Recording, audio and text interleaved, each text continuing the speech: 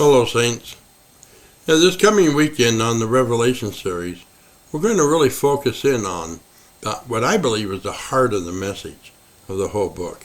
Remember, Revelation is a story about God taking back the world from Satan so he could restore all things, expunge sin from the cosmos, and make the earth new and bring down the new city.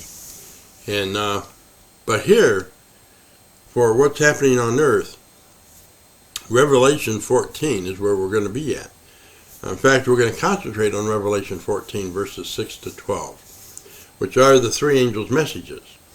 And this is the heart and core of the message in the book of Revelation that the church participates in giving this last clarion call to the world, this last message of hope to the world before Jesus comes. Because after this message, there is no message, nothing else.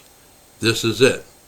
And it's this reason that he raised up a people in the last days to give this kind of message. And so it's really important that we understand it, because after all, we can't give what we don't have. We find the three angels' messages, Revelation 14, verses 6 to 12. It begins with John saying, "I saw another angel flying in the midst of heaven, having the everlasting gospel, to give to those who dwell on the earth, to every nation, kindred, tongue, and people." This is the first part. The first angel's message is the message of gospel. To give the everlasting gospel to who? Those who dwell on the earth. That is, unbelievers. Remember, about 10 times this phrase is used, those who dwell on the earth. And it denotes, without exception, unbelievers. So we're to preach the gospel to who? Unbelievers.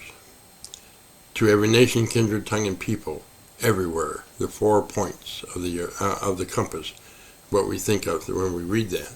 We're to take it to unbelievers everywhere. It's a global message.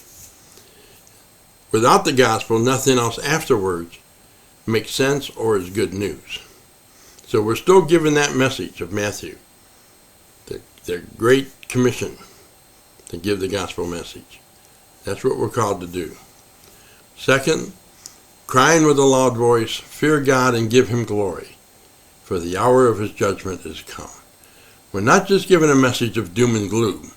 We're not just telling people that God is coming to punish them and give them their comeuppance, and we stand somehow triumphant over them.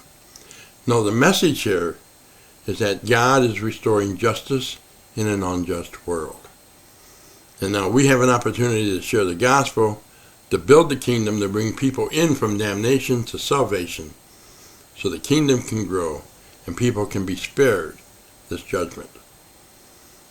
God is restoring justice. Remember that. And then the third part of the first angel's message. Worship him who made heaven and earth and the sea and the fountains of water. This is right out of the fourth commandment. And this calls us to worship who? True Creator God. This is the opposite of what's going on in chapter 13 with the false beast system. I call the Baal system, like in Ahab and Jezebel back in 1 Kings. What we've got is two ideas about God going on at the end. And we are, like the end-time Elijahs, that give the people correct direction to true and genuine Creator God, as opposed to the false system. And that's what we're doing in the first angel's message. Till next time, blessings.